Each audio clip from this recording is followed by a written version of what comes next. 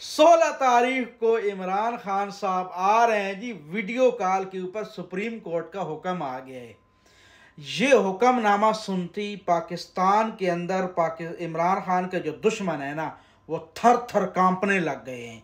9 महीने से जिस लीडर को, जिस मुर्शिद को छुपा के रखा था, जिसकी तस्वीर तक नहीं आने दे रहे थे कि अवाम इसको देखेगी तो जज्बाती हो के इनके गिरेबान पकड़ के इनको चीर फाड़ डालेगी। अब सुप्रीम कोर्ट का हुक्म आ गया है। अब मैं देखता हूँ कौन रोकता है, जब वीडियो कॉल के ऊपर उम्मत मुस्लिमा का लीडर, पाकिस्तानी कौम का मुर्शिद, जब इस निज़ाम को नंगा करने वाला ये नंगी तलवार वीडियो कॉल के ऊपर बाहर आएगा।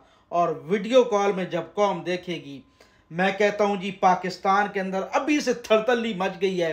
तारीख रकम होगी, दुनिया देखेगी कि इमरान खान से पाकिस्तानी कितना प्यार करते हैं। 16 मई तैयार हो पाकिस्तानियों मुर्शिद के दीदार के लिए।